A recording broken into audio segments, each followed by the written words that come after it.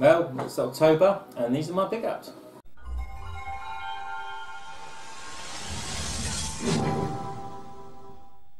Okay, so Halloween is now over and yeah, I didn't get too much gaming wise this month. I did buy a few other bits, but those are for the other videos.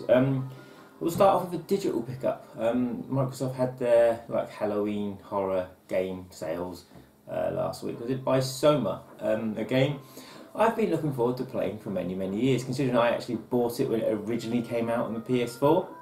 But they added certain features to the Xbox version which made me really sort of like, yeah, I'd rather play that over the PlayStation version, just because of the extra features, bits that are missing from the PlayStation version. And I mean, it's like £2.74, something like that, but it's absolutely dirt cheap, so yeah, well, I went with that. That was last week. And yeah, so I did get a couple of games. The guy that I've been buying packages from, I did buy one more small package from him, you know, of Saturn games. And these are the bits I got from it. I got Thunder Force Gold Pack 2. Now this has been on my shoot 'em ups to get list for quite a while. This includes Thunder Force, I think it's Thunder Force 4 and Thunder Force AC Arcade. Both absolutely fantastic games. I do own both the original cartridges, and of course I can play the other version. Fantastic games, needed it for the collection. Thunder Force, I think 4 I would say is my favourite out of all the Thunder Force games on the original Mega Drive. But yeah, an absolute must have if you can afford not a cheap one. And then one game that the main buy from this package was one that I had to have. I was contemplating getting it like straight away as soon as I started buying other packages, but I wasn't too sure. But no, it did be a really good deal. And so I finally got myself back a copy of Radiant Silvergun on the Sega Saturn. This game, what can I say about this game? It's absolutely fantastic. It had a kind of funny story when it comes to Radiant Silvergun. Me and my friend Adrian, I mean, not only did we play this to death, but me and my friend Adrian years ago, when we was in our hype of the Xbox 360, just doing everything right, we kind of like, we got to the stage where we was joking. It's like, my God, Xbox are doing things so well. You never know, one day you might see Radiant Silvergun on the Xbox. And it was strange because they announced it like a week later. But the same sort of thing happened. We said, oh, they might do Nights on the Xbox, or they might do Daytona on the Xbox. And whilst they both also went to PlayStation, we both got them as well. But yeah, this game, fantastic. Absolutely love the Saturn mode. The last boss, the running fiery thing, just goes on forever and ever and ever. But so much playability. With the Saturn mode, basically, you build up levels, your weapons get better with every single playthrough, and you can save it. And then when you pre-start from the start, your weapons are all powered up and so forth. But just, I would say the second best shooter on the Sega Saturn, definitely behind Hyperdual, because Hyperdual is so good. It's amazing. Can I get this to stand up because it's in a foil thing? There we go.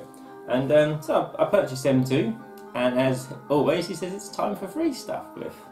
So he gave me the Metal Gear Solid. I was asking over to buy this, but he actually chucked this one in for free.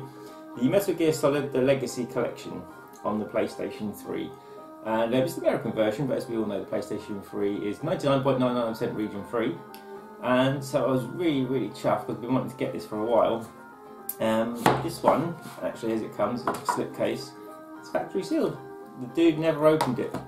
We've got like a really cool, I don't even see it, really cool art book as well. Love the games. The only one I never really played enough was Metal Gear 4 on the PS4.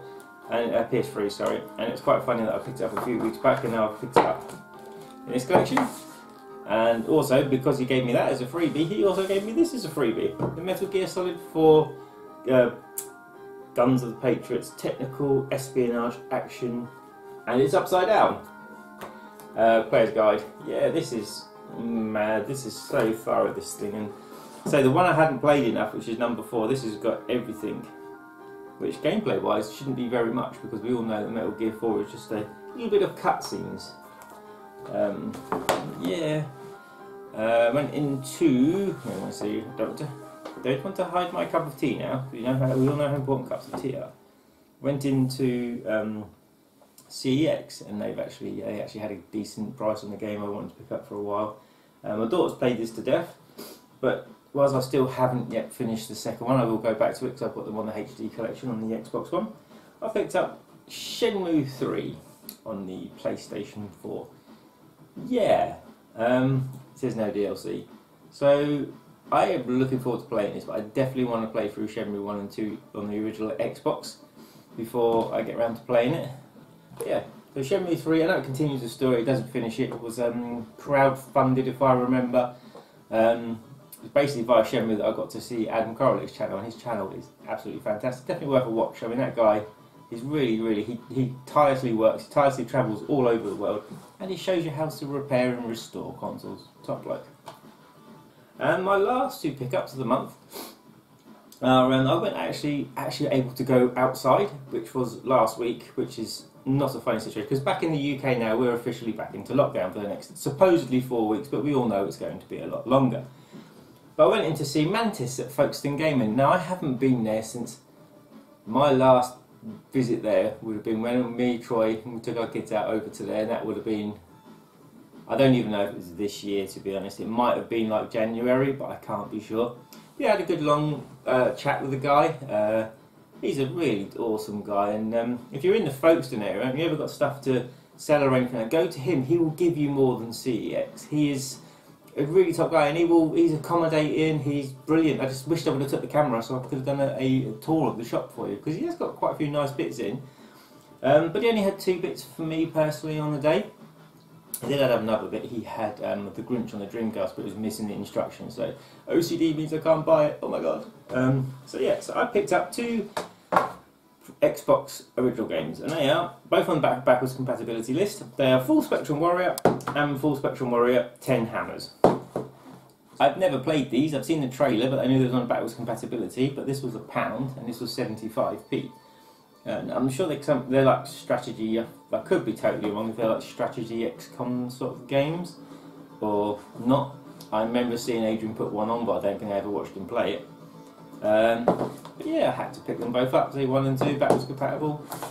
So I like to try and claim, well, not claim, I like to try and collect all the backwards compatible list. And I really hope that when the Xbox Series X is finally out, Microsoft continue going back to the old ones that ain't on there yet. And I mean, it's a really dubious task of just, oh, we need this license, we need that license, we need to find out if this company exists to use this, we need to find out if that company exists for every single game and the soundtrack. I do kind of see the OG Xbox as kind of like the Dreamcast 2, and so in my perspective, every game console from the Xbox to the 360 to have a sort of Sega lineage, even though they don't, but you know what I mean.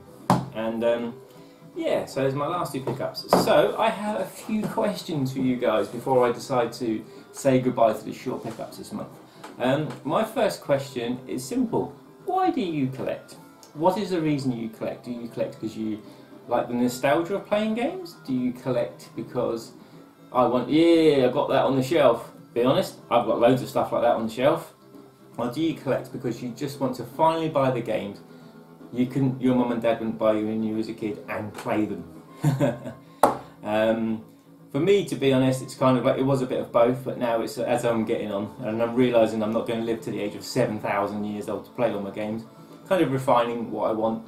So my second question is a simple one. Now, all my gaming pickups and stuff, do you like them on this channel, on the Cliff Stuff channel? Or should I keep the Cliff Stuff channel with just like the items that I show? Or should I move all the gaming content to the No Tea No Crumpets channel, just so that that channel is actually getting content? Because as you know, it's had no content for ages. It's had an update video that's got, that was it, an update video of stuff that's come in that didn't come because of COVID. I mean, I have actually managed to see Tony once, but of course we're back in lockdown now. So yeah, so I guess I just want to know from you guys, what would you prefer? Do you want to see the gaming videos on this channel still, or shall I move them to the No Tea No Crumpets channel? You know, what do you guys think? What do you suggest? Anyway, yeah, take care guys, look after yourself, stay inside, wear a face mask, and I'll speak to you all again soon.